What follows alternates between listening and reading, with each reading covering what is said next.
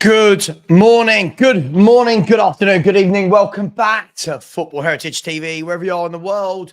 Big up and good morning. Apologies for the later start than normal. Stanley has cut, if anyone's got a dog, they'll know this, on his paw. He's got a little paw pad and he's managed to slice that open. So there was blood everywhere. And my first concern was Stanley and not my 10 a.m. show. So apologies, guys. Apologies. He is okay now. We've wrapped it and cleaned it, and he's now asleep. And all is good. But there was a lot of blood, and whenever you see a lot of blood for anything, it's like, oh, what's going on? But it's just cut his literally like me or you slicing our thumb open.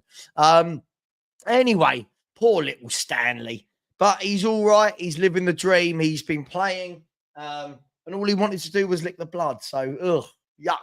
Anyway, good morning to you all. Let's start as we mean to go on. We all know the admin. Let's find out where your nearest fire exit is. It's probably going to be your front door, or if you're at work and you shouldn't be watching me, but you are, there's probably a front door to your work as well, or a fire exit and a side gate. There are 47 likes. Let's smash that like button as we go, shall we? We should start on 100 all the time. Big up to Bourbon Buzzard, who has put in a super sticker. Big up to you. Let's start the super sticker train, shall we? Hope you are well. Thank you very much, Bourbon. Much, much, much appreciated to you, sir. And you are a member as well, so watch out for the member-only shows. Big up to, I'll tell you what, why on earth are these not showing? Big up to Scott Colliver, who put in a super sticker. That, for some reason, has not dropped into my back office. But hopefully you guys can see that there. There you go. It's come up. Yeah, Scott Colliver. Big up to you. Very, very generous, sir. Very good morning to you indeed. Look at this. The super sticker train has started already by 10:51 a.m. Big up to you. And if that wasn't enough, I believe there's another one here for the Aussie Frank Lover. Big up to you, Aussie Frank Lover. So the super sticker train in full effect. The Aussie Frank Lover, Scott Colliver, and more recently, Bourbon Buzzard. Big up to all of you. Thank you very much. Lots of crazy rumours going around about the old kudu still, isn't there? Some are saying that we've offered 50 plus 12.5 million in add-ons, but the add-ons only kick in if Spurs win a league and a Champions League. Already people going, oh, it's Daniel Levy. I mean, if it is that is crazy, but I do expect that we'll go in with another bid. What we've got to make sure, though, is that we don't drag our heels as normal. I mean, if we drag our heels, we're just waiting for somebody else. So I've got a really bad earache. I ache there on my ear. I don't know why. Maybe I just slept funny on my ear. If we drag our heels, are we saying that we're allowing everybody the opportunity to come back at us and bid for kudos? I've seen a report this morning that has said that Bayern Munich have been rejected by kudos. I don't know. I never know what's true and what's not now. But hey, we'll see, won't we? We'll see. We'll see.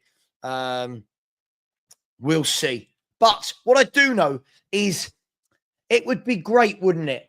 All the players are back at training now. So most of the players were back in training on Saturday, and I think the rest come back this week. It would be great, wouldn't it, to get him in, get him through the door, get him at the training ground before we kick a ball. Now, I'm not talking about the game tomorrow night against Bromley, which will be the under-21s, under-19s, under-18s, whatever age group that are going to be there. I'm going to be there as well. So let me know if any of you are going to Bromley Town tomorrow night. I'm guessing most of you won't know where Bromley is, but anyone who is going will know. And if you are going, it'll be really good to say hello. I'm interested to see what players he put out. I'm hoping to see some of them, some of the Ashley Phillips players, maybe a Valise, maybe a Jamie Donnelly, a Brian Hill. I don't know. But either way, we'll see some of the Spurs youngsters. So I'll be going down to Bromley tomorrow night. No, Lubo, big up my man, Ben K. No, Lubo is in Portugal. He flew out there yesterday. He was on the show telling us how he had They had to sit on the runway for 2.5 hours as their plane didn't leave. Oh, there's nothing worse. You're ready to go. You've been sitting in the lounge at the airport. You board your plane, and the pilot says, I'm sorry, ladies and gentlemen. Due to a problem with air traffic control, we're going to be sitting on the runway. So please get out a book, look at your phone, and be patient, and we'll get you in the air as quick as possible. And they always say this, don't they? We'll try and make some time up while we're in the air. I love that one. We'll try and make some time up when we're in the air. I love that. So Lubo is in Portugal. So no, he won't be going tomorrow night. But Ben, if you are going, if any of you are going, let me know. And I'm gonna pop down there tomorrow night. It's easy for me. It's 10, 15 minutes from my house. It's not far at all. It's the next postcode to me, put it that way. It's the next postcode. So we'll see what sort of team, what sort of young players get to play against Bromley. And it's a decent little ground down there. It's a decent little ground, Bromley. Very family friendly. So we'll see what happens. But if any of you are going, let me know. Shame. Let's see. Oh, look, we've got more generous people. Emma Morton. Good morning. Emma Morton Johnson is what I'm going to call you now. Emma Morton Johnson. Morning to you, Emma. Yes, I am very well. I am very well. I was having a cup of tea. I was actually getting ready for this show. I was getting a cup of tea, some rich tea biscuits. They're still here from yesterday. Look, I didn't eat all of them. I only had a few. And then Stanley decided to cut his thumb pad, and blood everywhere. The problem is when a dog bleeds on their paw, you get paw prints everywhere. So I was like making sure he didn't get anywhere near carpet, all on the wood floor. And anyway, Stewie's running around after him, trying to, I'll help you, I'll lick it better. And I'm like, oh my gosh, this has all gone wrong. So put the show back. But other than that, Emma, I'm good. Happy Monday to you as well. Happy Monday. And hopefully, Emma, this is the day. Hopefully, this is the day we get a next proper bid that go in. Oh, God, Matt. I'm not infamous at all. I did see something else you said here. You do make me laugh, mate. What I saw here is, should we go for Sesko? I love it. I love this. They want like 80, 90 million euros for Sesko. What part of you thinks that Tottenham are signing Sesko? Like, where does the mind go? At what stage does somebody's brain goes 80, 90 million? That sounds like a Spurs transfer. Listen, I don't know. Maybe if he was at 50, 60, I can't see Spurs going for Sesko in any way, shape or form. I don't think they will prioritize a big summer striker signing. I just don't. I don't know about you lot. I think we pretty much know that it will be Solanke. We might buy another forward. But this is what happens when you spend 40 million of your money on Tel. I can't really see that we're going to go and buy somebody else in that position. In a hype, yeah, it is very nice place, Bromley. Yeah, my wife's from Beckenham. So yeah, my wife's from Beckenham, and now we live in between where I lived and where she lived. But yeah, Bromley's very nice. Their ground is just sort of offset. You wouldn't think there's a football ground there. You know, it's well, you probably know where it is. It just offset, isn't it, a little bit around the back. But yeah, they've done really well, Bromley. They've gone up the leagues. They're now in the Football League. They finished mid-table last season in their first year. Big up to Neil Lambert. So morning, Savva. I think we'll get kudos, but don't be surprised that it will drag on for a few more weeks. Oh, Neil, nothing surprises me about Tottenham Hotspur. I'm just hoping. You're just always hoping, right, that the next bid that goes in is the bid. We're hoping that the next bid that goes in, 60 million plus 4 million in add-ons, 5 million add-ons, and we all go, yeah, bish, bash, bosh. Kudos passes his medical through the door, and we can get going with him in pre-season. But it's Tottenham. When do we ever act like that? Let's see. I did see this. I'm not so sure I'm believing the source. I see so many things. I see so many things. It's unbelievable.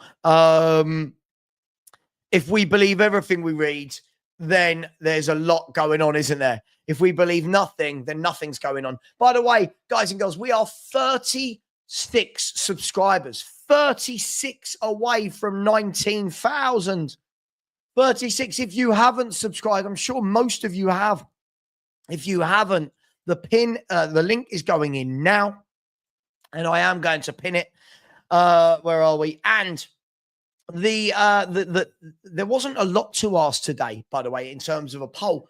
So I just asked, will Spurs win a cup this season? So essentially, we're talking about the league or FA Cup. Yes or no are the simple answers. Yes, so far on 33, no, 67. It's a tough one to call, isn't it?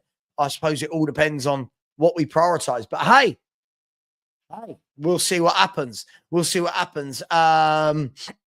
Eugene, how you doing, my man? Hope you are well. Now we are hunting Lookman. I'd take Lookman in a heartbeat. I'm not sure where you've seen that rumor. I Lookman left, Kudus right, Maddison in the middle. I'd take that. I'd absolutely take that. I'm just checking the likes of Ben Jacobs and them lot just to see if anything about Tottenham's being said. Most of the news at the moment is very much around Victor Gyökeres, isn't it? Lots of the talks. I'm just trying to see if there's anything at all. No, some about John Duran, Jamie Vardy. A lot of it is about Victor Gyökeres, David Ornstein. Let me just quickly double check. The last thing Ornstein talked about was Ola Aina staying at Nottingham Forest, signing a new 3-year extension. Good player, Ola Aina, very good fullback. Plettenberg, I don't think we're going to get anything at the moment. Nothing from Plettenberg about Tottenham. Lots of comings and goings in the German league that Plettenberg always keeps us up to date with. But yes, where are we? Close the wrapper or they go stale. Hang on, I just ate one. You do know I have to open the wrapper to eat them. Right, look. I have to open the wrapper to eat them. Look. Can you hear the crunch? It's not stale, my man. I wouldn't eat stale biscuits. Come on. I'm better than that. Absolutely not. Maybe with Stanley, who's just woken up. Maybe with Stanley, who just got the bit that just fell out of my mouth. Big up to you, Emma. Big up to you. Yeah, look, we're hoping, aren't we? We're really hoping that throughout this day, we get a bid that goes in, another bid. As I've said, I maintain, I think the next bid will be 55 plus add-ons. I think the next bid will be 55 to 57 plus add-ons. That's what we'll see. We know what we're like. We know what we're like in a transfer market. We know what Daniel Levy's like. Let's see what happens. We didn't spend almost 70 on Solanke. We spent 57 million on Solanke, didn't we? Look, I think we've got to be careful what we ask for here, right? We've got fans like Matt. I love Matt to bits. He's so funny. Like, no common sense goes into anything he says. We got fans saying, right, we want Kudus at 60, 65. We want Eze at 68. We're now wanting a number 6. We want Sesko at 70, 80, 90 million euros. I don't feel like people really know Tottenham are. I don't feel like we're just going to suddenly start bashing out 90 million euro bids for players that Arsenal didn't get. You know what I mean? Absolutely, Mr. Arsenal. Yeah, 100 million euros. Yeah, I get it. I've said this all the time. I like to think of myself as quite level-headed when it comes to these sorts of conversations. There are so many factors that go into a transfer that our fans just are so blinkered. They go, just do this. Cool. Yeah. And we ever thought Sesko might not be the type of player Frank wants? Have you ever thought Sesko might be absolutely like, why would I go to Tottenham? Have you ever thought that it's just not on the list at all? When we're saying just go for Sesko, it's just crazy. Just really crazy. Big up to Kate. How you doing, Kate? Savva, what about Vlahovic for 30 million better than our strikers? Vlahovic is an interesting one, isn't he? I feel that Vlahovic has kind of stuttered a little bit at Juventus. I thought he was excellent at Fiorentina. I thought he was excellent before he went there. Now, lots of people say, well, it's the manager that he's been playing under, and I'm guessing there is some truth to that as well. Let's see. Sorry, just quickly, someone sent me some news. Tottenham in the hunt for Ademola Lookman. Alongside Aston Villa, as Atalanta demand price between 45 million and 60 million euros for the 27-year-old. The Nigerian international had another productive season, contributing 27 GA last year. God, you take that, wouldn't you? 27 GA. I like Lookman. I think Lookman's a good player. Cool. Down the road, used to play down the road here at Cheltenham. I like Lookman. I'd take him all day, but I do feel like we're linked with a lot of players. We're not going to sign them all. The fact that we're in talks with Kudus, both club to club and club to player, tells you that that is definitely the number one target that they want. VCats has said, check this. There we go. It's down here. Daniel Levy's latest off. I forget. Yeah. Listen, I've seen it. The problem is I can't just believe everything I read. Listen, I'm waiting to see from official sources. Yeah? Official sources. That's the problem. Oh, listen, this is a top signing. This guy will score. This guy will score goals. He's a goal scorer. Absolutely. Stanley's woken up. Let's give him a bit more biscuit. Stanley? Good boy. Good boy. And stop licking your pawpaw. Good boy. Listen, it's a top signing for Arsenal, whichever way we spin it, whichever way we try and say, I saw someone yesterday saying, his first touch isn't great. And I'm like, are we kidding? Look at the volume of times this man puts the ball in the net from up front. Like all types of goals. This guy's a proper striker. It's mad. Absolutely mad. Big up to Drula. How are we doing, Drula? Drula is a franker. I love that name. I absolutely love that name. I hope you're well, Drula. Long time no speak, but I really hope you are well. Big up to you. Good morning to the richest man. Raider275 said, is it true we're after Scalvini from Atalanta? Listen, I think it's like anything. Depending on who you want to believe, what reports you see. Sorry, I don't know why I had the small screen on. Sorry. Depending on what reports you believe, what you read, then I've seen that we're in for Scalvini. I think Scalvini's a much wanted centre half. I would definitely take him. Does that mean we're in for him? I don't know. Your guess is as good as mine, right? Your guess is as good as mine. I'd take him. He's a very good centre half. And I think that would pave the way for Romero to leave. I'd definitely take Scalvini. That boy's got a great future ahead of him. So we'll see. We'll see on that front. Big up. Look at this. Rodney Roberts. My man, Rodney. Rodney, you going to Bromley tomorrow night? Who's going? Some of you must be going to Bromley to watch Spurs Bromley tomorrow, surely. Big up Rodney, who's just said, big up Savva. I hope all is well. I'm blessed, my man. I hope you are too. Thank you very much.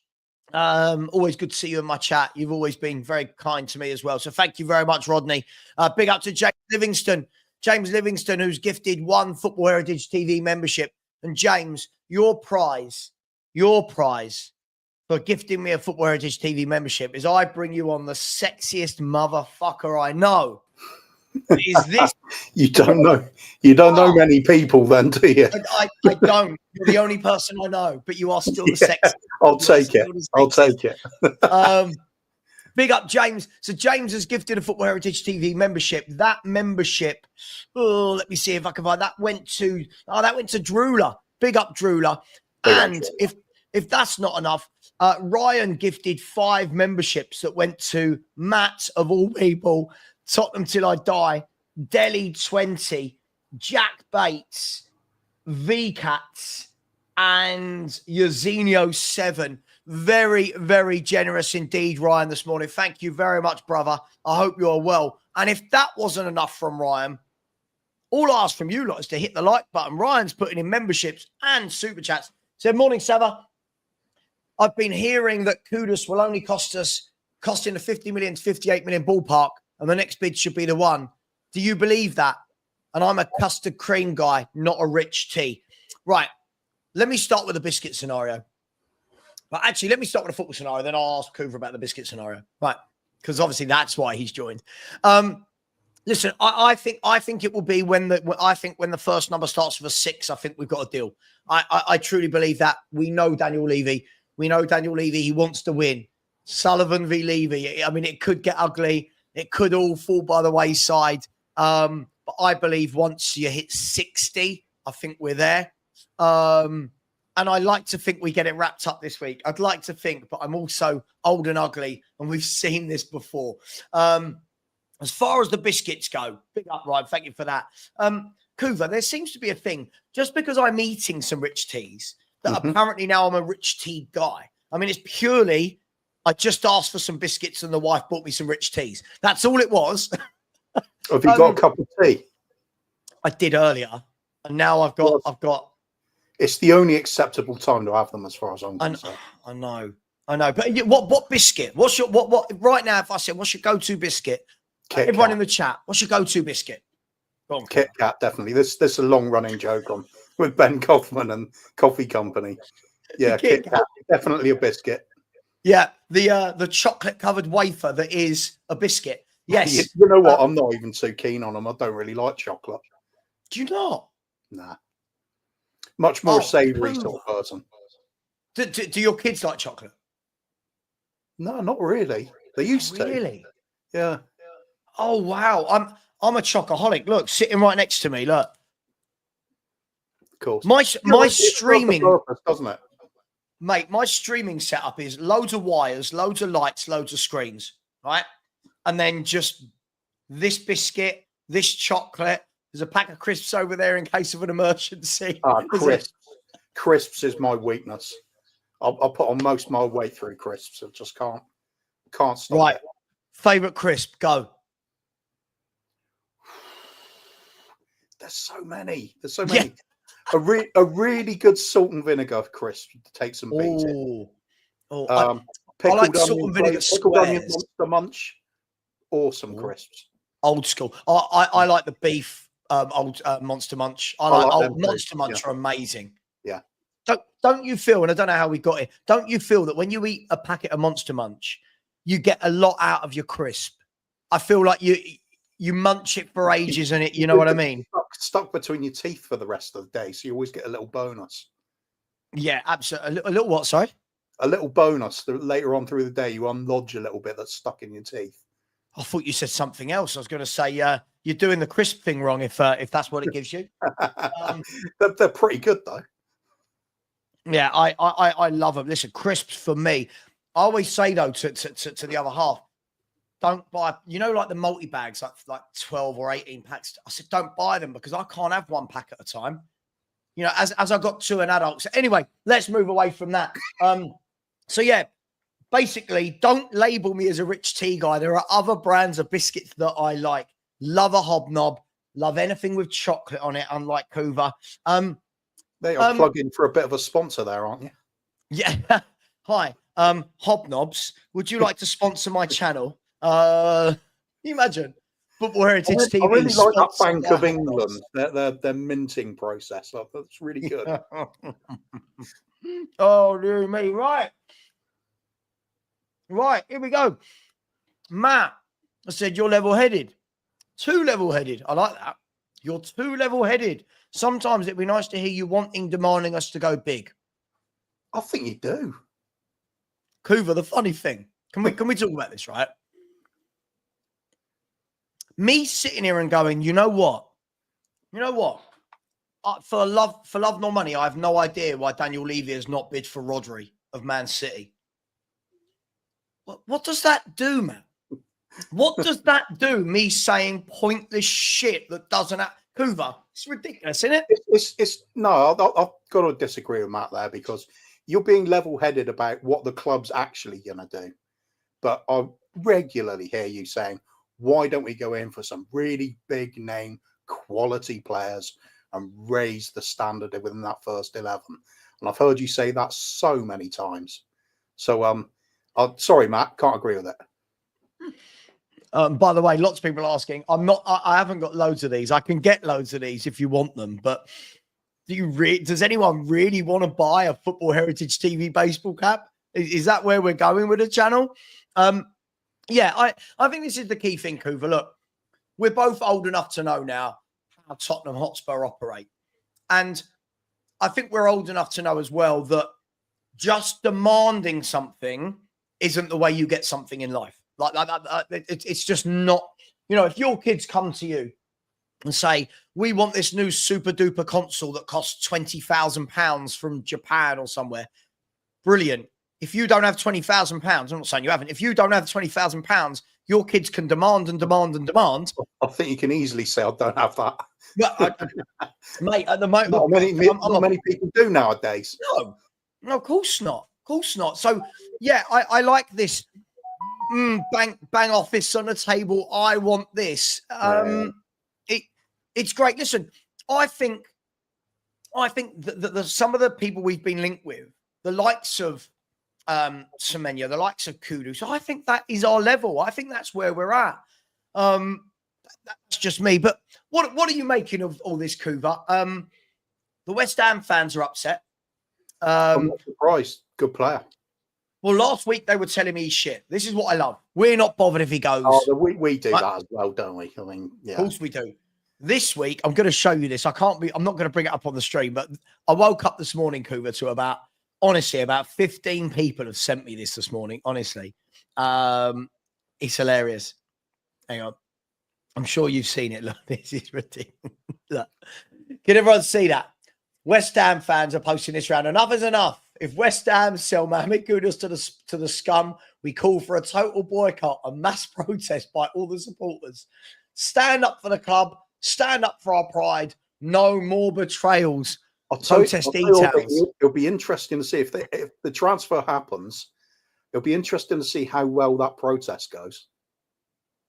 Yeah, direct comparison, then, isn't it? Well, I think the interesting thing is this, right? It's like no one wants to sell to anyone at the moment. Like if you're a Spurs fan, we're going to be sitting here going, can't sell to Chelsea, can't sell to Arsenal, can't sell to West Ham, don't want to sell to Newcastle and Villa because they're around us. You're joking, aren't you? I'd sell anybody to anyone. If they want to go, if they're going to pay the money, I'm not precious about that sort of thing. This isn't a squad where I'm thinking, oh, I love this player so much, we can't get rid of him. There's literally nobody I wouldn't get rid of. Van der Ven I'd keep, maybe, because he's just got that explosive pace that he can't replicate. But I mean, the rest of the squad, it's Maddison, he's on his day, he's great. I like watching him then. But everybody else, I don't get excited by it. There's no real sort of star quality there. We'll go back onto that subject of Mavericks and things like that, won't we? And the fact that I hate the Premier League in general has made this shift towards work rate and systems and formations, rather than individual flair and brilliance. And I hate it. I think football's worse nowadays than it was a few years back. But there you go. How I miss the days of watching the likes of Matt Letizia getting a banger every week for goal of the month. And, even Bergkamp as well, despite them playing for the wrong team, you had to just love the goals he scored. Some absolutely brilliant things. You want to see, listen, like, I know it's difficult when they play for like the Arsenal, the Chelsea, etc., but you want to see the best players in the league because outside of being a Spurs fan, we're football fans, right? And like you say, when you watch Ford Super Sunday, when you watch Match of the Day, Sunday morning on Sky, whatever, I want to see the top players scoring goals. I want to see the skill. I want to see. Remember, they used to have on Soccer AM. They used to have Showboat. Yeah. Right. I don't reckon that would exist now from the point of view of is anyone showboating? Like, I'll tell you what. There's one team that sums this up more than anybody else, as far as I'm concerned. Manchester City. You go back just a few years with their team when you had Silva in there, Aguero, Mahrez. They were oozing quality and flair and unpredictability. And now it's very much a case of get the ball to Haaland. That's it. Yeah, football's changed so much. But do you know what? I do think it will change again, Kuva. I think it's like anything. like it's like music, it's like fashion. These things change, and then things that were popular do come back in.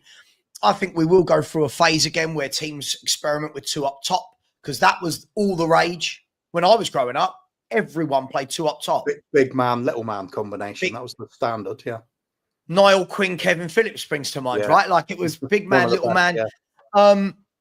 And I think we will go back to that at some point. You know, then wing backs came in, then wing backs went out. Now people are all starting to go, oh, I'd play three at the back. And but look, I you know, you and I have talked about this many times. I love a flair player. I love somebody that's got that footwork, the little Cruyff turns. And I think for me, the kid inside me, that's why I want Kudus. I like a player that I like a player that can get past a man, but not with sheer pace and power, but that he's absolutely bamboozled him and left him on his arse. Does that make sense? I love that, Kudus. Yeah, I remember at the time when West Ham signed him. I remember Jacob and I were both big fans of Kudus. Really wanted to get him, but you know, sometimes you just miss out on these players. I mean, we're talking now about, we could get these great players that we know we're not going to get. We're not going to spend 100 million like other clubs do. I think we're just going to sort of lower expectations for our own club at the moment, because I think we actually need to build a squad of a certain caliber of player. They don't have to be, you know, break the bank sort of players. I'm looking at the sort of players that have an effect like Pascal Gross did at Brighton. Very modest fee, just a quality, intelligent footballer that made the team tick over, and they turned into a better passing side, much more pleasing on the eye and effective. And I think there's plenty of players out there like that. It's just we tend to spend huge amounts on bang average stuff. I think it's a marquee signing at the moment, and we neglect the other ones. And then we maybe get the really exciting youngsters, which I do agree, and we do that. We should be getting some youngsters in. We don't spend like the majority of budget on them and just hope on the sort of gamble that they're going to work. You've got to get in some, even if it's like the club people will say, oh, it's a run-of-the-mill player. That's what I said, Pascal Gross. Yeah, I'd say Pascal Gross. That wouldn't have like lit anybody's fire at the time, would it, if he came to Spurs? But what a player. Do you know, we seem allergic to that type of player? Like I've noticed whenever I mention one of these types of players, and every team needs them, right? Let's use the most recent of examples, right? Liverpool. In the year Liverpool won the league and they won the Champions League, Jordan Henderson was the captain, played every game in centre mid. Now, do I look at Jordan Henderson and go, what a player? No. But I bet you every manager that has had Jordan Henderson puts him first name on the team sheet. For leadership, for work rate, for just getting the ball, giving it to the better players, you know, the talking on the pitch. James Milner, that's another one, isn't it? Milner. Gareth Barry was surely that type of player. Isn't he like the most capped? Was he the most capped Premier League player? Am I making that up? I think he was. He must be close to it. If it's not him. Because there was Giggs and Scholes. Where's the most Premier League appearances? Gareth, I knew it. Oh, it's all up there, Cooper. It's all up there under this hat. Yeah, I remember him coming up in the conversation, because there's only a handful with 1,000, isn't there? So Gareth Barry, followed by James Milner, followed by Ryan Giggs, followed by Frank Lampard, followed by David James. But this is the thing, right? When you suggest players like that, Cooper, we don't want it. Like I've said for ages, Spurs need, and it doesn't have to be this guy, Cooper, but Spurs need a John McGinn.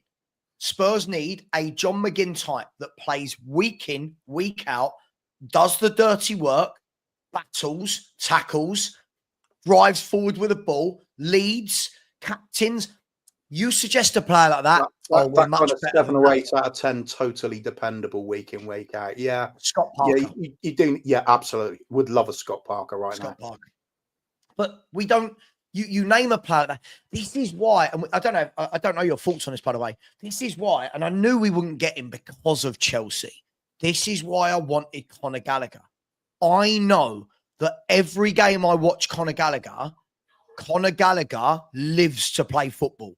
Like he lives and breathes. He plays every game as though it's his last. Is it fucking flies back? I haven't seen him for weeks. Probably a different fly, but I just assume it's the same one. I'm going to call him Rich Tees. Going to call him Larry. If he goes for my rich teas, he's in trouble. Larry, we'll call him. But if you've got a player like that, everyone else in the team appreciates that player. And our fans don't want it. We don't seem to want a player like that. If we were in Liverpool's position, I'd turn my nose up at him because he wouldn't be needed, would he? But sure. We need to get a higher standard within the team. Just something that's elevated from a couple of okay players and a lot of very mediocre stuff to just getting up to a 7 out of 10 across the board sort of a base to build on at that point.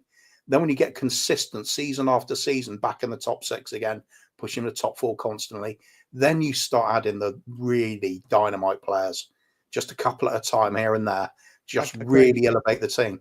But we don't do this, do we? We put all our hopes on some marquee signing and a couple of kids and hope it all comes off.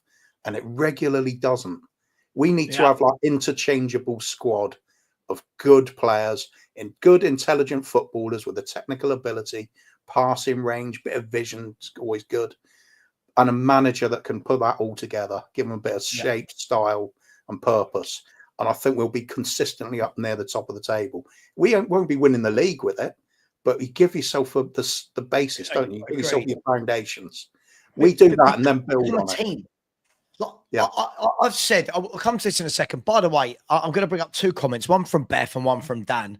No wonder you guys have the most fucked up sleep patterns I've ever seen. Pickled onion monster munch in a sweet chili Philadelphia cheese sandwich, right? And Dan has followed that up with salt and vinegar sandwich with gherkins, mayonnaise on the side. What is wrong with you? I don't need the mayonnaise, but pickled salt and vinegar sandwich with gherkins. Hell yeah. Gherkins. Gherkins. What's wrong with that? Right. Sorry, gherkins. They're that horrible little floppy thing that whenever you have a McDonald's burger, that's something else, mate. Fucking gherkins. God, you guys, I really hope that this was their buffet at their wedding. I hope they had a buffet, and I hope it was just sandwiches made up of horrible things that these two like. What a weird couple you two are. Big up to you guys. Look, that's what I've said, right, is that's what I want Frank to bring back. I want him to bring back a side, a team, build a team. And that's the one thing Harry Redknapp did. Harry Redknapp built a team where he had the flair, he had the Bales and the Lennons, i.e. your Kuduses for the flair. But what he did have was he had your Tommy Huddlestons who give you your job, pass the ball. He had your Scotty Parkers, right? He had the not Wanyama, the one before. He had Palacios. He had those types in the team. And I think we missed that. I think we need to go back to that. I think we need a solid base to build a team upon of solid pros. So I'm not worried when people are saying, oh, get Sesko. Sure, get Sesko. Go and get this £100 million player from Barca. Sure. I just think we need to build a solid team, Kuva. That's where I'm at with it. Well, yeah, I mean, if we had unlimited money, you know, as football manager or whatever, we'd all be saying go and get the best players, wouldn't we? Of course you would. But we know it just doesn't work like that. So we could sit here and just spout off names that mean nothing because we're never getting them. Or we could like try and be a bit sensible and say, this is the sort of player we could be getting. Here's a few options. I wouldn't mind seeing this one in there. And of course, there's going to be people in the chat that would say, that's not good enough. You're not going to win anything with that. How do you start then? You're going to go out and buy 16 to 18 world-class players in one transfer window. Even Man City didn't do that. So we got to start by putting the foundations in place. Same as always. We keep talking about these rebuilds and everything. Last few years, we've never built anything to start with. We've always been in this rubble. It's been a building site constantly. Digging one pole, digging another one, never really filling it. What have we got at the moment? Like I said earlier, and I know you agree with it. You look at the squad right now and you think, which of these players is really going to take us into that next level? And I think none of them. No. I think we've got a squad that, and this is without signings, right? This is as it stands. I think we've got a squad that there's some good players there. and I always emphasize the way I say the word good. We've got some good players. They'll do a job. I think on its day, it's probably capable of 6th, 7th. Squad depth-wise, though, quality-wise, it needs a revamp. It needs 1 or 2 added to it. That's why I've said this window, everyone's going, we need this. It's like, whoa, who do you think we are? Well, we're not Man City. We're not Liverpool. We're not going to go do that. I think, first of all, let's concentrate on getting, as a minimum, 2 first-team starters. 2. I know that doesn't sound a lot, but if you take out one of our centre mids and one of our wingers and you put in Kudus and just using, for example, Paulinho, straight away, you've upped the team by that much. And do it every window. And then do it every window. This is what Conte said, isn't it? Yeah, absolutely. But the problem is when you've got people like Matt in the chat saying things like, we should go for Sesko. Yeah, sure. We should go for a £90 million striker. Yeah, of course.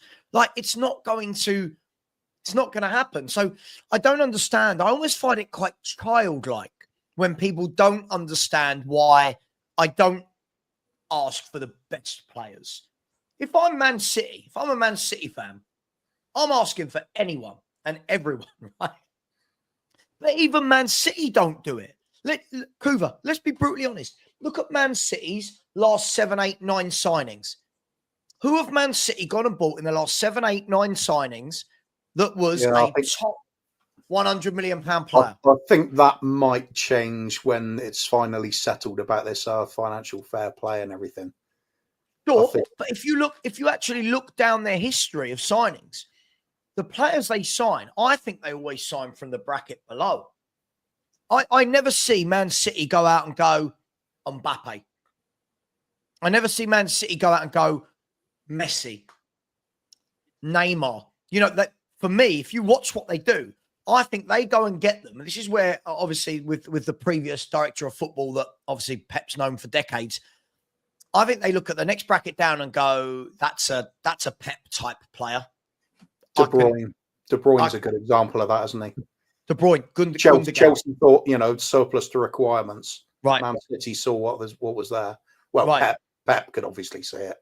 Yeah. He was always going to be a player that Pep would love. But this is the thing, right? If you look at them, Pep tends to get them the level below and upskill them. Look when he bought John Stones. No one in the world was clambering for John Stones, right? Raheem Sterling wasn't one of the top players in the world. When you look at Mahrez had a good year, a good couple of years at Leicester City. Mahrez wasn't a top Galactico from Real Madrid. Or Kyle Walker. Kyle Walker, superb athlete with us. Well, if we're honest, he wasn't a great footballer, was he? No. But Pep turned him into that and took him up a few levels. He obviously wasn't going to be the most skillful player in the world, but he certainly developed a hell of a lot. Absolutely. So it's a bloody good system they got there. Really is. Pity they cheated to do it, really, isn't it? Yeah, no, absolutely. I mean, look, that's a whole different Pandora's box we can open. But listen, I'm not saying they don't sign well. But you look this window, like Cherky, was he 35 million, whatever it was from Lyon? You know, they've bought Ait-Nouri from Wolves. You know, they've gone and bought Reinders from AC Milan. AC Milan aren't great shapes. They've not gone out and gone Jude Bellingham. They've not gone out and bought Vinicius Jr. And, Kusanov, Nico Gonzalez. You know, these are players that people always go, oh, City just buy all the best players. Well, hang on. Do they? Or does Pep coach and get the next, anyway. Ryan. They're riding the crest of the wave, aren't they? Because they did go out and spend big initially, and they've just put them in that position. Of course. Hopefully, the same happens as what happened to Chelsea, and it all goes sour and they fall down the table a bit. But I've got a feeling they're going to win it, me. We'll talk about that in a minute. I've got a feeling City are going to win it. Ryan has said, if you had to buy 2 sandwiches, what is it with food? If you had to buy 2 sandwiches from the shop, what would they be and why? Mine are cheese and ham and a BLT. I was expecting a little bit more there, Ryan, if I'm honest. I was expecting something a little bit out there. And Kuva, what are your go-to crisps Crisps. Mine are sour cream and onion Pringles. Let's start with the crisps, Kuva. The go-to crisp, the crisp you can rely on.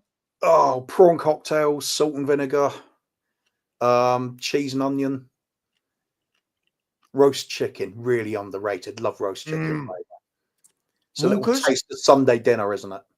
A Walker's crisp? Is that what we're talking about with those flavors, or just Walker's, in general? Yeah, absolutely Walker's. Do love Pringles though, but the old style Pringles, salt and vinegar, not the. I think for a while the newer ones they lost some of that real sharpness it used to have.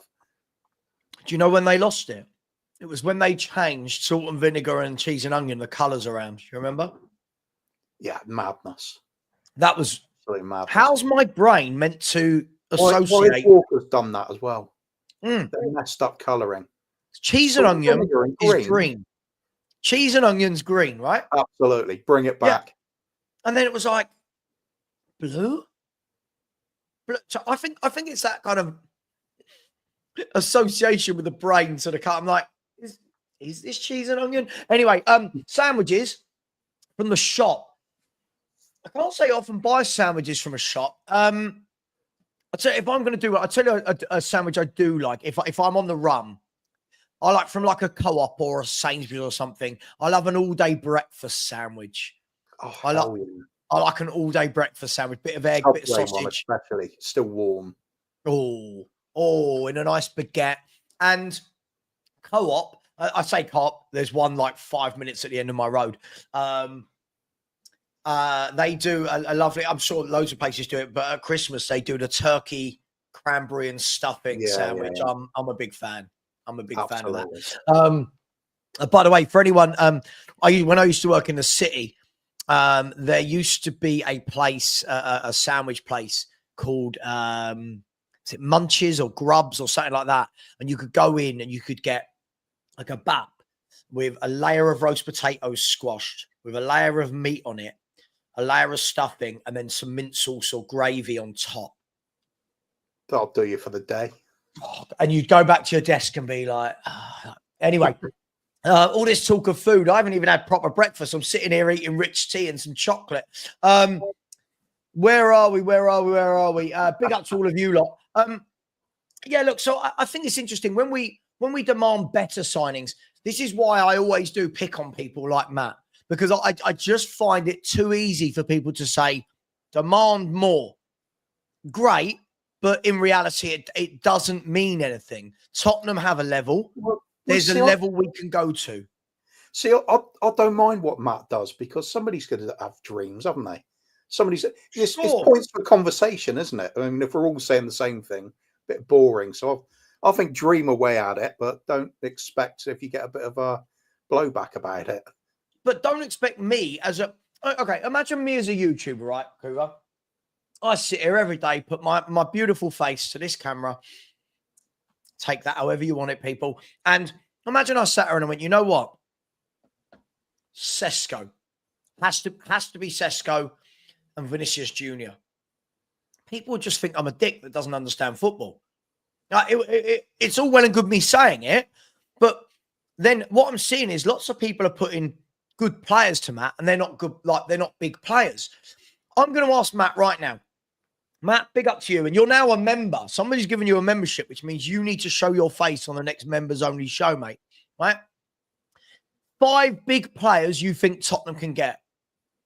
Now listen to the wording. 5 big players that you think Tottenham can get. Kuva and I will discuss them. So I don't want a big long paragraph. Just give me 5 players, right? It's 11:37. I want it by 11:40.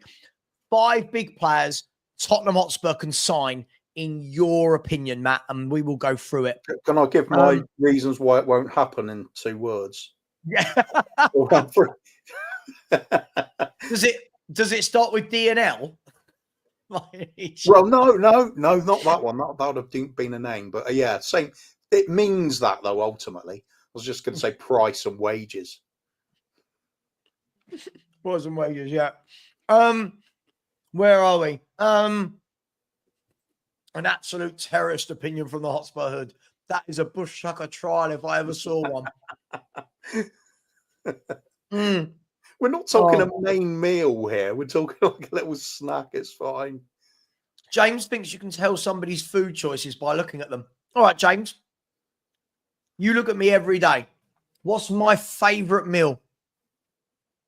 Bloody I'll wait hell, for you to I'll come take back. lettuce. Lettuce, me. Celery. No, Do you you- love eggs, don't you? I do love eggs, but it's not my favourite meal. It's funny when my wife eats immaculately, like her plate when she's eating, steamed fish, lots of greens, lots of peppers, and all. It's all colourful. I'm a bit more of a beige type plate, and she knows if she's going to put veg on my plate, it's not going to be as much as her plate. I do like veg, but I just don't want a whole plate. Anyway, let's go back to the football. We got so far behind. Let me just check I've not missed anything. Thank you very much for that, Ryan, by the way. Very generous. Kudos, not kudos, has said, when Kuva is on, football goes out the window.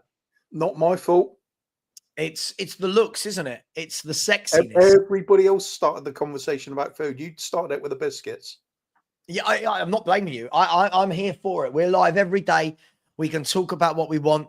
Breaking news on Sky. Chris Wilder and Sean Dyche are among the candidates to be interviewed for the Leicester manager vacancy. I mean, if you're Leicester, Sean Dyche, bit of a no-brainer, isn't it? It'll get them back up. No? I'm not so sure. I'm not so sure. You don't think? I don't know. I wouldn't be thrilled with him as a manager, to be honest. Things have gone wrong for him at times, but I still remember some really good work that Sean Wilder did. Sean Wilder, is it? I can't remember. Chris Wilder, that's it. Sean Dyche and Chris Wilder, yeah.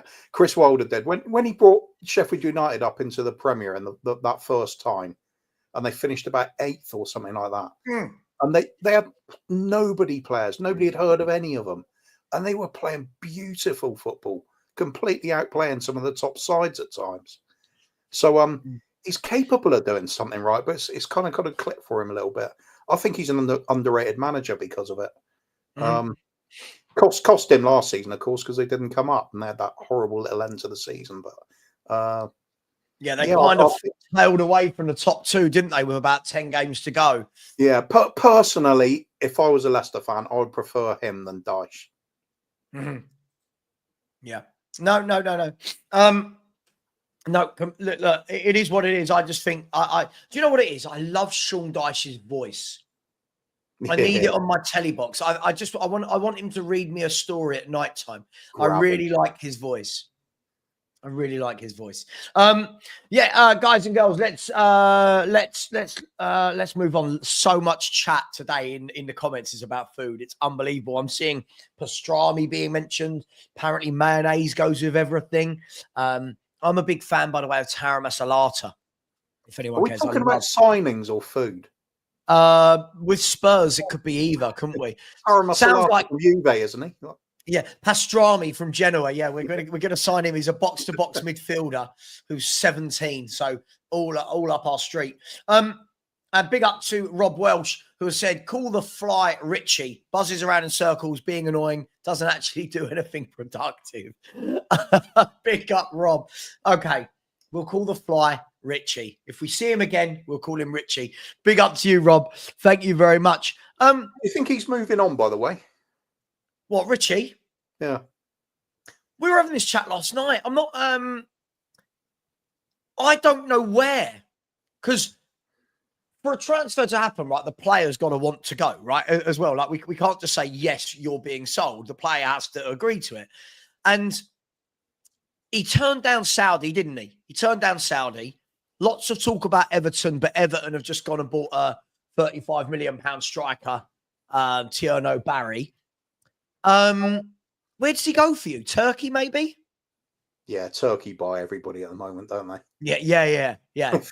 If they can't get a contract out in Saudi or they don't want to go just for the money, then they'll take the little step down in quality to go to Turkey. But you know what? They've picked up a few decent players over the years, haven't they? But the thing is, it used to just be Galatasaray. Now we're seeing, obviously, Jose's Besiktas are in. You're seeing Fenerbahce. Sorry, Jose is Fenerbahce. Sorry, Fenerbahce. You're seeing Besiktas going as well. You're seeing a few of the don't know where that money is coming from. Fenerbahce should be a massive club. Really should be. Should be doing Who's that? much. Besiktas? Fenerbahce. Oh. They're just such a big following in Turkey. What's going on? What's going on? All my videos are coming up. There's not mine. Okay, I'll deal with that in a minute. Yeah, no, I think that it needs to be somewhere like that. Do you see any Premier League clubs that would look at Richie? Because for me, I think he'd be brilliant at Burnley, a promoted club. I think he'd be brilliant. Be the main man at Leeds. Leeds, I was going to say, they really could do with a striker that's got a bit of experience, and they don't have to be the greatest striker the Premier League's ever seen, but somebody that's going to fit in, give them an option up front. Because last season they were lacking a proper target man up there. He's not really a target man, but he's close to being that, isn't he? He's somebody that will get him, throw himself into, dangerous areas to get his head on something. I reckon if he went to Leeds, I reckon he gets 15, right? Premier League goals. And I think that'll be a mixture of penalties, headers.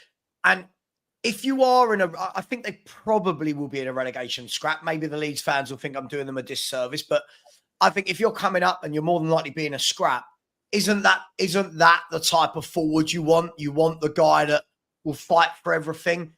But again, the other ones were what's the lad at Newcastle just leaving?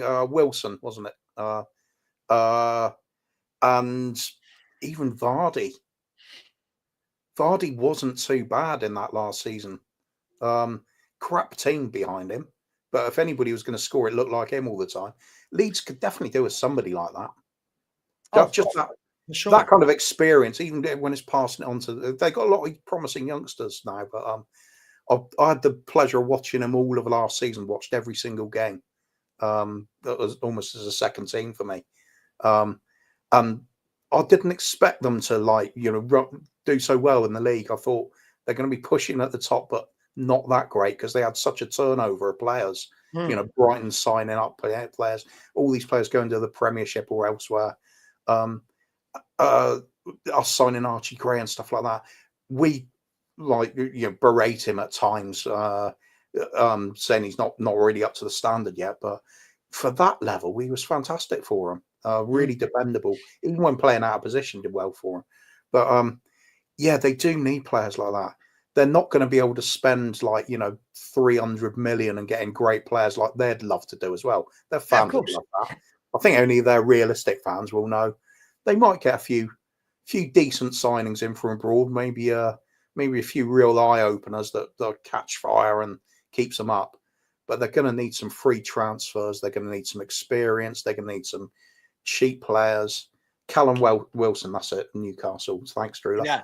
That kind of player. There's several others as well. I was thinking a Henderson or a James Milner as well. That type of player. See, if I was Burnley, Ben Davis would be another one. He could link up with Joe Rodon again then, and Ampadu.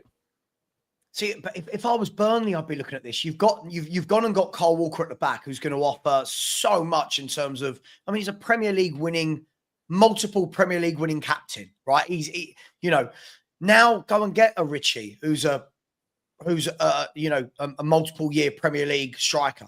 Go and get a Henderson who plays in midfield. Suddenly, you've got that bit of know-how in your squad of how to drag out games, how to win.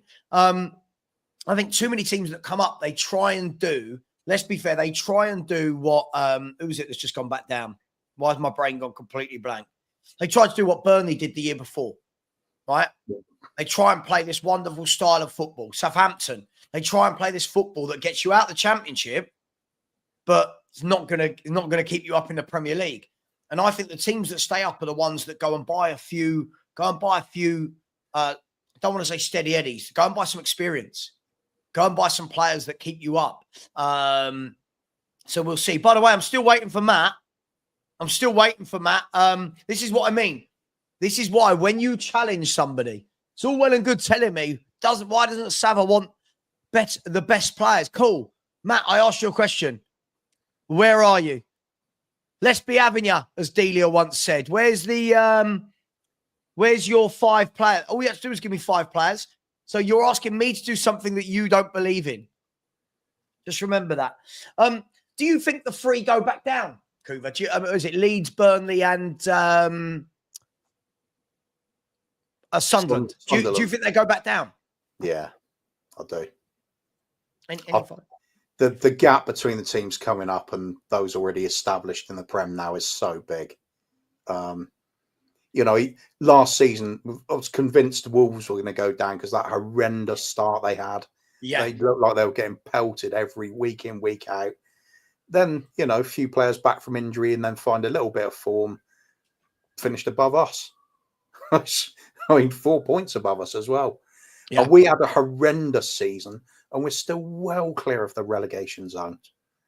So a team to stay up now is going to take a little bit of either some miraculous wheeling and dealing to raise the quality of the squad and give them depth, because they don't just need quality in the first 11, they need that depth as well.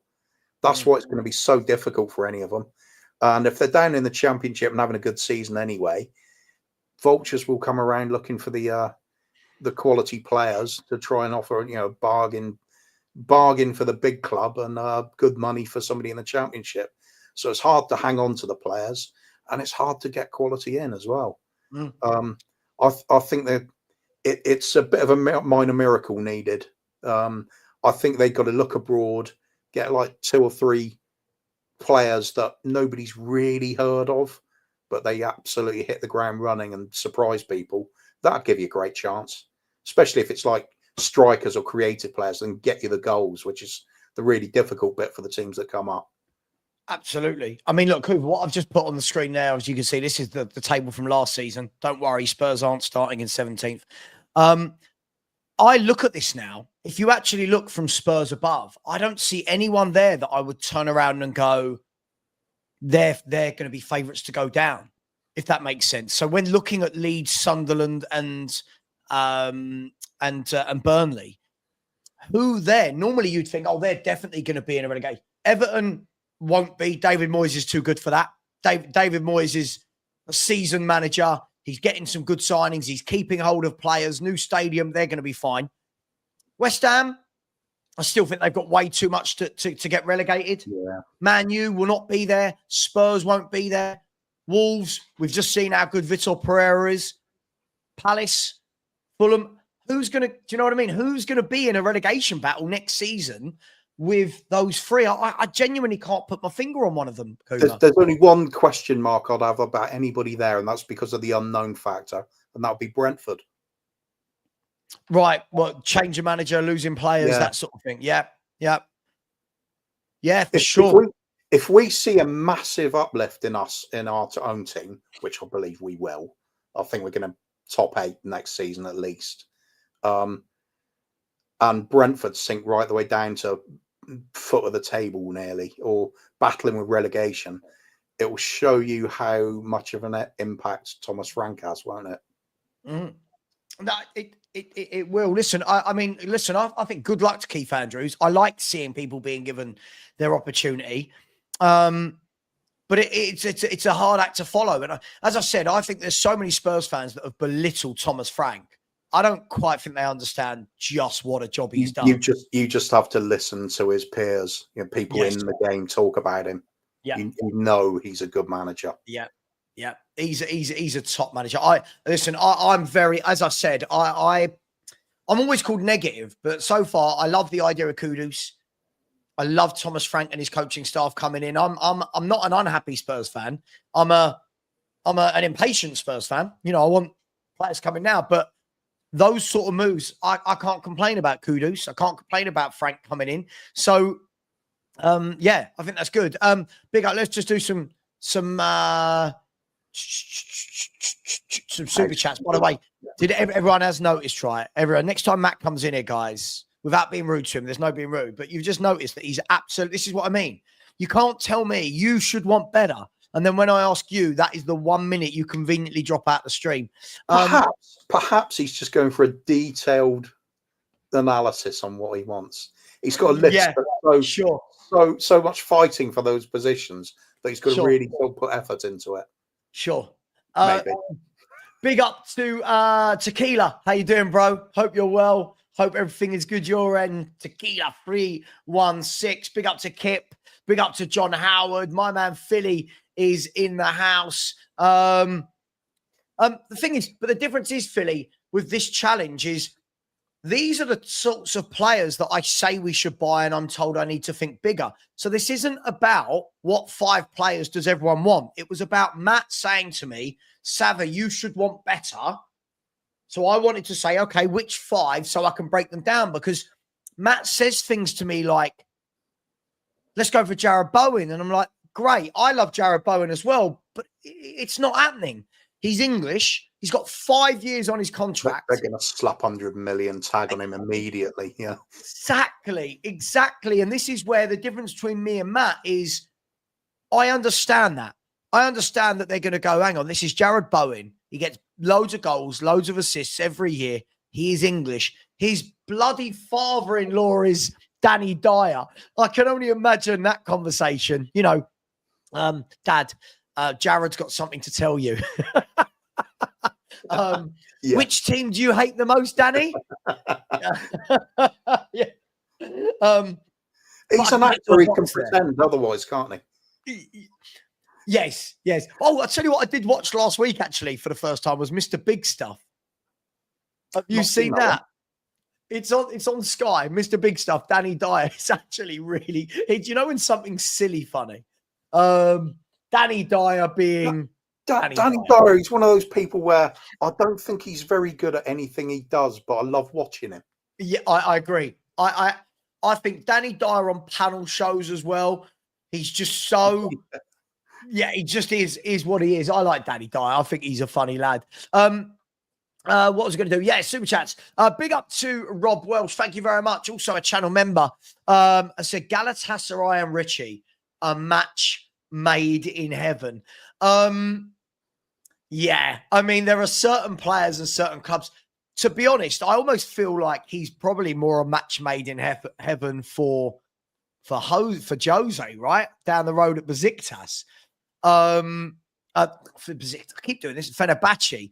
But look, yes, Galatasaray and Richie, a match made in heaven. Of course, Jose's just signed John Duran back from Saudi, where he's lasted about 6 months, and now he's gone on loan to Fenerbahce, who are covering all his wages. It's all a bit weird, but big up to you. I completely agree.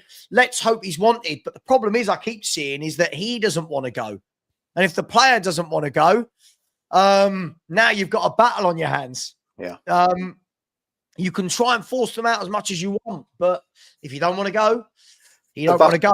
That's the bit that I'm so worried about every transfer window now with us, because we know full well we've got a policy of we've got to sell before we buy, and that's been in place for a long time. There's no secret, is it? We rarely break that, and at the moment, who can we really sell?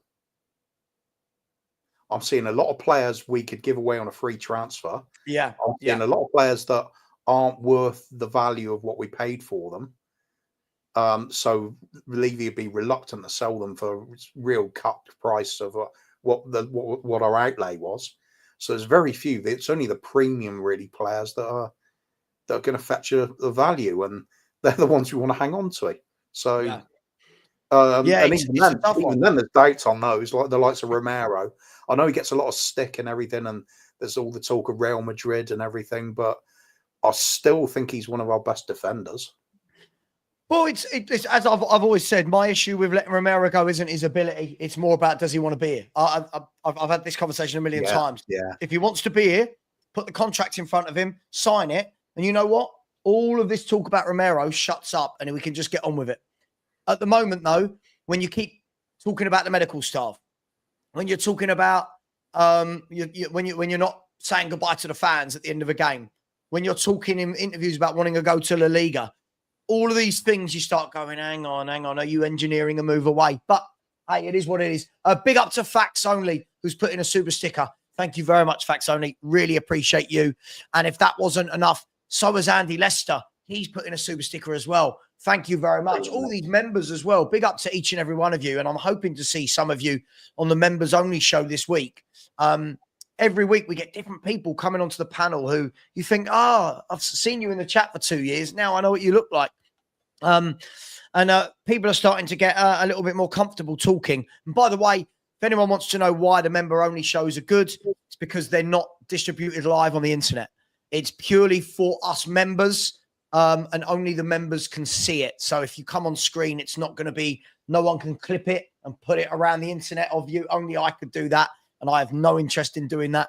So they're a good idea. All this time on YouTube, and I didn't know that's how it worked. Oh, really? Mm. Really? Yeah. So the channel member only shows, basically, when I put the show out, only the members see that it's going to go live. Only the members can log in. No, I'll tell a lie. I'm confusing it with subscribers. Because sometimes you put subscribers only, it means you can't comment unless for about a minute. Oh, yeah. I learned that a long time ago. Like yeah. If somebody's going to want to call me a cunt, then the C word will get away with one. I'm sure we'll be all right. If someone's going to want to call me that, at least subscribe to me. Do you know? At least do. For me, the C word is Chelsea. Crisps is your C word. That's no, don't you dare.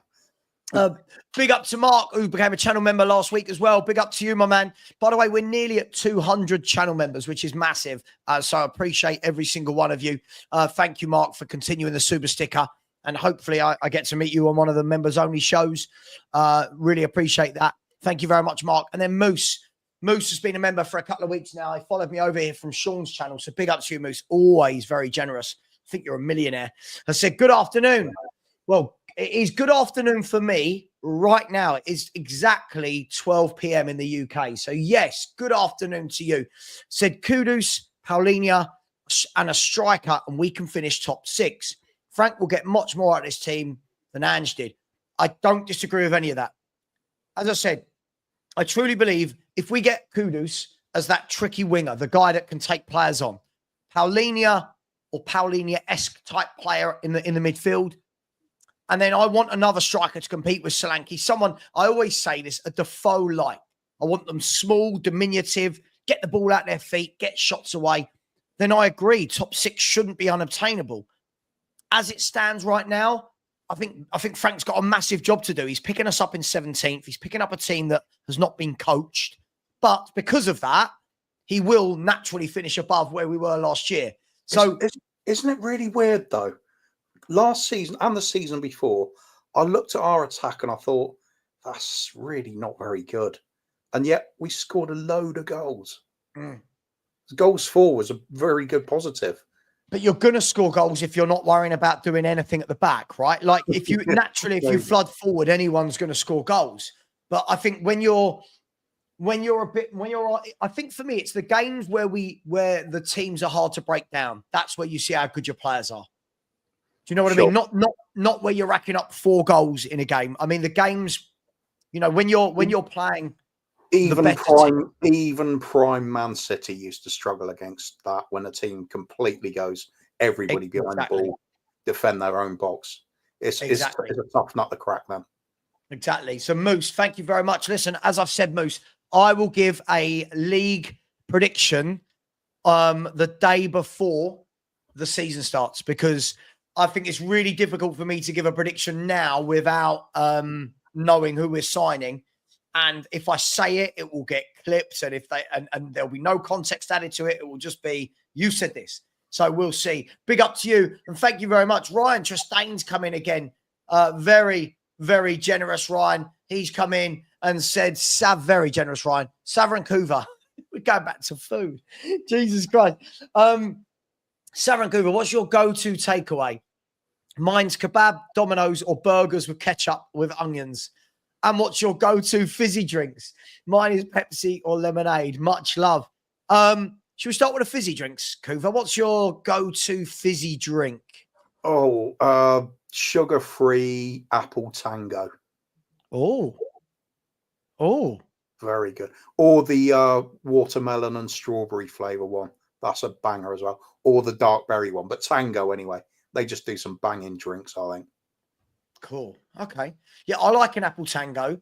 I've got to admit, I'm not a huge fizzy drink man, but I do like cream soda. I'm a big fan of a cream soda. Big fan. Big fan. I think other than fizzy drinks, though, I mean, I did say fizzy drinks in particular, but I'm quite happy with just a glass of bog standard orange squash or orange and pineapple, something like that. I like peach. I like some peach squash. Yeah. Good but stuff. I don't like eating peaches. I'm just putting it out there.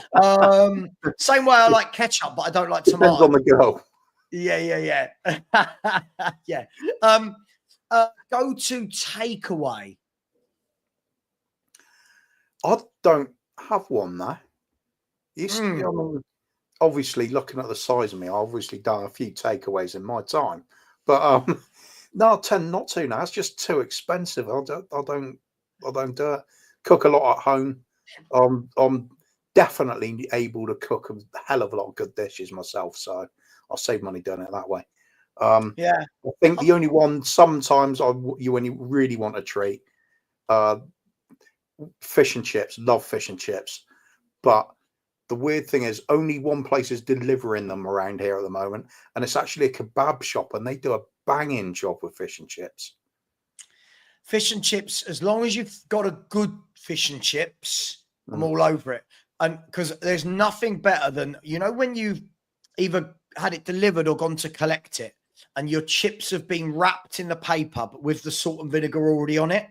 And then that is what I love. I don't like it when it's plain and then I add it. I like it when it's been. Anyway, and mine would be, I don't have a go-to, but I do particularly like it when myself and the wife moved house. The first time I looked on Uber Eats and Deliveroo, I was like, a new restaurant came up, which is one of my favorites, and I was like a pig in shit. We moved within distance of Wagamama. Oh my God, Wagamama! Yeah, I'll take it back. I would murder a Wagamama anytime. Yeah. Now listen, I'm so bloody boring. Like, I love a katsu, right? I love a chicken katsu with extra chicken, extra sauce, and then I get either some duck or chicken gyotsas on the side. But I love it. Ramen for me. Absolutely. Oh no, see, I'm a pussy when it comes to heat and spice on foods. I'm terrible. You're dead to me, mate. Sorry, mate. Sorry. It is what it is. It is what it is. That's why you eat rich teas and not proper biscuits, isn't it? Marios, I'll do the call-in show Wednesday and I'll do the members-only show tomorrow. We'll do the members-only show tomorrow. 5 Shorts 81. I said, Mr. Big Stuff is hilarious. Plays that unhinged character perfectly. Yeah, at first I was watching it going, this is really silly, but it was easy watching. And he won didn't he win a BAFTA for it? Not a BAFTA. What's the English TV awards called? I've forgotten. Yeah, he won something for it. Anyway, quite good for anyone that was going to watch it. Oh, big up. We've had a few more come in. Penfold is here. Penfold Kuva is here. Who, of course, was from Danger Mouse. Danger Mouse, wasn't it? Yeah. It was the Danger Mouse. God, Danger Mouse. If that is you, big up to you. I always said Perchy is Penfold. Perchy. I'm doing a show later with Perchy. Thanks for the plug. Yeah, Perchy and Savva. What are we doing here podcast tonight at 6 p.m. Thank you, Penfold, for becoming a YouTube member. Really appreciate you, my man. Thank you very, very much. Tell me your real name is Penfold and that you were named after Danger Man. That would be amazing to hear, but I'm guessing it's actually not named after them. Brilliant. Yeah. Yeah, that your parents one day were sitting down watching Danger Mouse and went, what should we call the new baby that's coming? I love Danger Mouse. I'm all for it. I hope that is the case. I like Danger Mouse. Oh, hang on. Oh, come on then. Oh, come on then. Jump. I can't do it. Oh. There you go. You didn't need me on as a guest. All you've got to do is lift the dog up every now and then. Oh, this little puppy who's cut his paw this morning, didn't you? Cut this one. Bleeding everywhere, weren't you? I don't know if we can see it. You're so black, we can't see a thing. On his pads, you can't see it, can you? Look, you see where he's licking? He's on his pad, on his paw. he's walked on something that's just cut clean through. So there was just puppy paw blood prints everywhere this morning. Oh my gosh. Anyway, big up Penfold. Thank you. Danger Mouse. I might go and watch an episode. Big up to you. I like that and Banana Man. I always like Banana Man. Because right, everyone in the chat, and you're not allowed to answer, Kuva, before we get to the next super chats, who can tell me, right, bonus points to the first person who can put it in, right? First person who can put it in. Where did Banana Man live? What was his address? Oh, I want to say 10 Rillington Place, but that's an entirely different thing. Wait, come on, Pete. Let me see. Somebody in the chat will know this. It's in the title of this. Yeah, it always says it, doesn't it? Yeah. Yeah. Oh, look, it is one of the. Everyone's got the name right. Like everyone's got Arcadia. Let's see. Here we go. Look, where did Banana Man live? It is 29. Absolutely bang on. It's 29 Arcadia. Oh God. This is Eric. He is a normal boy, but when he eats a banana, he becomes Banana Man. Oh God, what a shit superhero. Banana Man. Yeah, I wasn't keen on it at all. There is worse though. Super Ted was worse than that. Oh, Super Ted, Jesus. What the shit we've talked about today is unbelievable. Cartoons from that era. Give me a bit of Thundercats all day long. She-Ra and He-Ra and D-Man, you mean? Who was from in Thundercats? Who was it? Lion-O and Pantera. Oh, Lion-O, yeah. Lion-O. I ain't Lion-O. Yeah. Yeah, absolutely. He's getting bigger. Yeah, he's getting bigger. He's 6 months now. He's getting bigger. Let me get back to the super chats. Big up to the Cookmeister. The Cookmeister, who is, of course, coming to the Football Heritage TV barbecue, which, of course, Kuva is invited to. But I know you're quite far away, but you're always welcome. That is never going to make it, mate. No, that's all right. Listen, it's the 19th. The Cookmeister, I think him and the other Mark and a few of the others, they've even booked a hotel at the bottom of my road. So I think they feel like it's going to be a heavy one. Big up to you, Mark. Really appreciate you. Big up the both of you. Great show and content. I try my best, mate. I try my best. Look, we're talking about football, cartoons, food. By the way, anyone in the chat, as Matt, I'm seeing he's in there as he put his 5 in. I can't find it. Big up to Moose. Very generous, my man. Very, very generous. Has said, am I the only one that is going into the season without Romero in the plans? I don't really feel like we will sign a big name replacement. I think it will be Danso or Dragoshin. I think they will do a good job in a Frank system. I think that I'm going to move. I'm not. We're going to talk about this now, Moose. Thank you so much. Really appreciate that. I'm just going to move it because I can't see Kuva. I'll bring it back in 1 sec. I think the difficulty we've got is we know that Atletico want him, but we don't know how much they want him. We don't know whether it's we like him and that's going to be our end of summer target, or whether or not we like him, but we don't have the necessary funds to get the deal over the line. So the way I see it at the moment, we're going in with him. However, we are linked to a lot of centre-backs. And I don't know why, unless somebody is leaving. Now, Dragoshin's not leaving. He's injured until November, December. Right? Danso's just signed last week, so he's not leaving. Unless Daniel Levy's done a Levy special, signed him and selling him on for 50 million in the same window. Van der Ven, I cannot see leaving at all. Takai's joining this week. And now we've got Davis has signed a new contract. And then you've got all the kids, haven't you? Vuskovic, Dorrington, Phillips. So I think we're hedging our bets that he might go. So we've got a few names on the back burner ready to go. But I do make him right, Kuva. If Romero does go, I do think that players like Danso and Dragoshin will look much better in a Thomas Frank system where we're not wide open and gung-ho. Not saying they're Romero's level, but... Would you really say Frank's got a system? I think that's one of the beauties about bringing him in as manager, coach. No, I mean, I'm not talking about the setup. Like, I'm not talking about 4-4-2, 4-3. I'm talking about just in terms of the way he plays. it's solid. It doesn't. It's not gung ho. It's not wide open. Yeah. I got you. Yeah, that's what I mean. Listen. I love that he's tactically flexible. But I do think what you'll see is because there is no ridiculous high line, players like Dragusin and Danso, that's what they do. They are penalty box defenders. They are not 30 yards outside our penalty area on the half turn defenders. Just my opinion. Yeah, it's going to be interesting to see how it pans out as well, because when you look at Brentford under Frank, he really did like to push the fullbacks forward a lot, didn't he? So that does put a bit of a question mark on how the rest of your defenders cope with it, and those holding midfielders.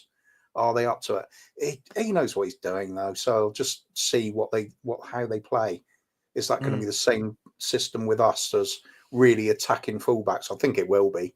And to be fair, that's what I want to see from us. As if it's Porro and a doggy, you want to see them bombing down the other end of the pitch, because they're not great at defending. So we want them adding to the attack. That's true width as well, not this inverted stuff. Yeah, no, absolutely. Just quickly, so my man Matt has come back and said 5 players. Okay, so bearing in mind, these are 5 players that he wants that apparently I don't want, and these are top players.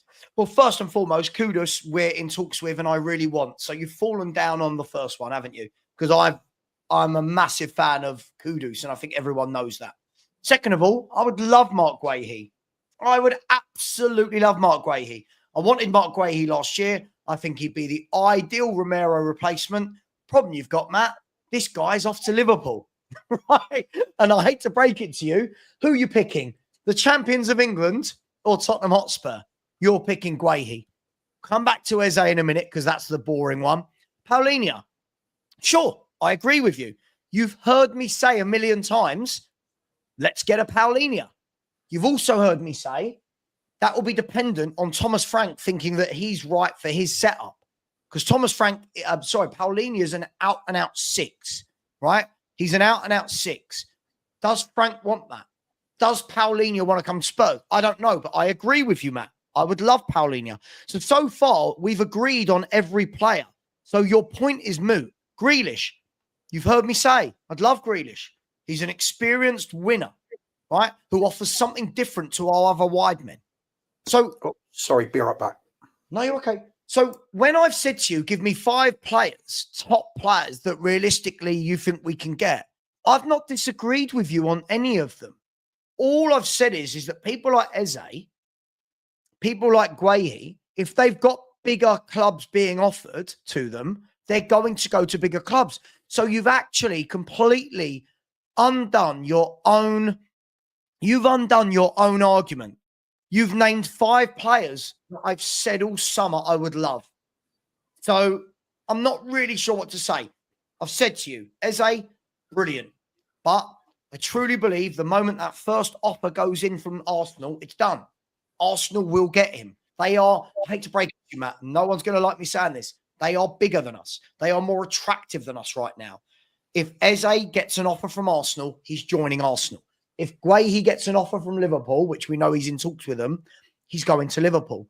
So what is it exactly that you're saying? I thought you were going to come out with 5 superstars. Like, I don't know. There's the answer, Kuva. What do you make of those 5? Yeah, agreed, Kudos. We're in talks with. Half of me's expecting that to fall through, to be honest. Yeah, cool. I really do think we won't ask what they're prepared to sell for. I really see that happening. Guehi, yeah, off to Liverpool. If he's, who the hell would come to us in place of them? Yeah, of course. Even as a Spurs fan, I wouldn't. Not unless I thought I could turn around the club single-handedly, and turn them into title winners or something. But Eze, it's kind of old news now, isn't it? If we're really going to get him, we surely would have progressed a long way with that. So I don't see that happening either. Who was the other ones? There's Paulinho. There becomes a question with wages on some of these now, doesn't there?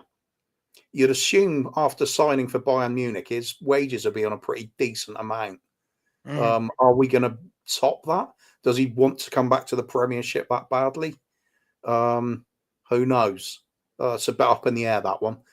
So neither know what sort of fee they'd charge or what wages he's on. And these things are dependent on... Daniel Levy does look at these things very closely. We know we've been trying to lower the wage bill at the club, get players under 100 to 200k a week. Are we suddenly going to blow that on players that are demanding more than that? I don't think so. That's the reason I don't think Grealish will come either. I actually have a little bit of reservations about Grealish because I'm not sure it's the same player that went to City. I think he'd be rejuvenated. I think he'd be rejuvenated, mate. A little bit of a gamble, I think. Yeah, who isn't? But by the way, you know where I think he'd really flourish is if he went back to Villa. Yeah, he's Villa through and through. Yeah, and they love him there. Yeah, completely agree. Completely agree. Listen, I just think that there comes a time when maybe you've been somewhere too long and you need a new challenge. Look, just quickly, by the way, Matt, see, this is exactly why the difference between me and you, mate, in the conversation. Mark Guehi is currently in negotiations with Liverpool Football Club. And you're saying we can get Guehi if we put the money down. Matt, what are you not getting? It's not about money at this stage. He's going to pick the champions of England over Tottenham Hotspur. Why don't you... Matt, I'd love to meet you and have a chat over a pint or come on the members show, because when you say shit like this is the dumbest thing I hear people say. Just put the money down. Sorry, can we add some context to that? Kudus right now. Yes, just put the money down, Levy. The deal's there to be done. Guehi's in talks with Liverpool, Matt. You think Spurs are going to rock up? Right, I'm going to put this scenario. Kuva. So right now he's in talks with Liverpool. Spurs rock up to his agent right now and go, hey, Mr. or Mrs. Agent, we know you're in talks with Liverpool.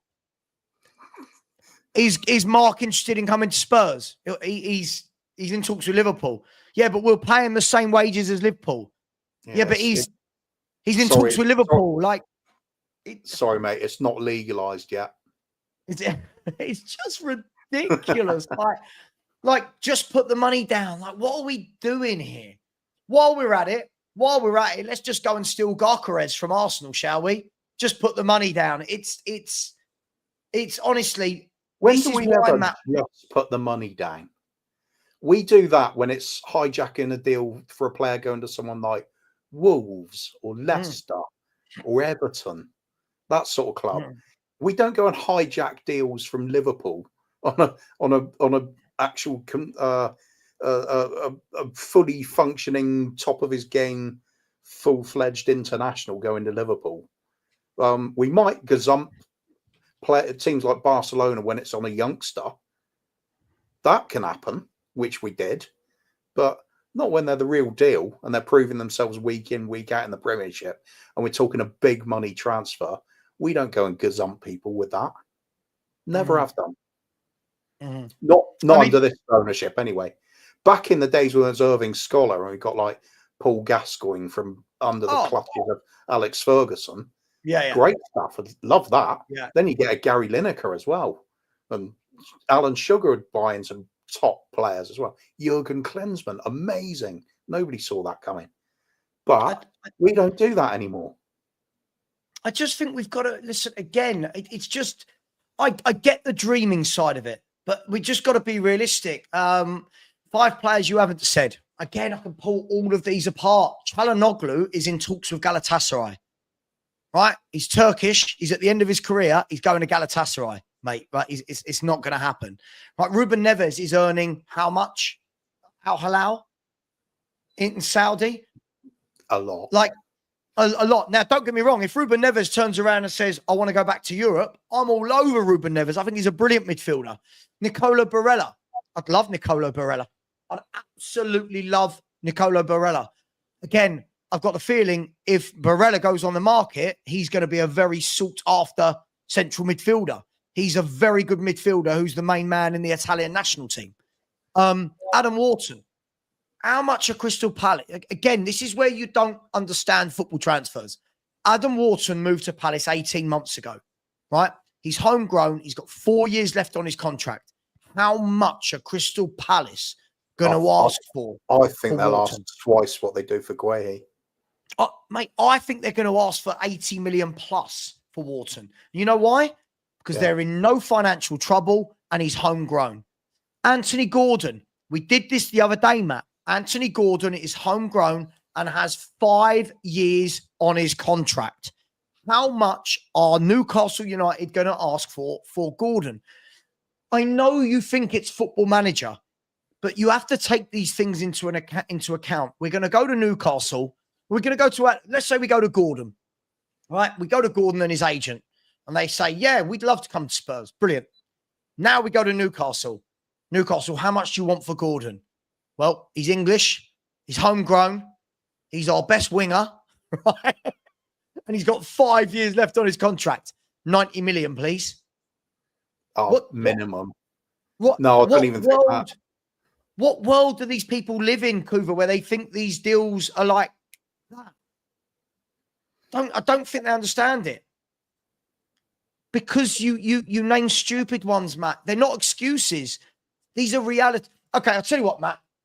Answer me this question. How much money are Spurs going to have to pay for Gordon and for Wharton? You tell me how much those two players with massive contracts, homegrown from Premier League clubs, you tell me how much you think it costs to get those two out of their club. You tell me, because this is where you're silly.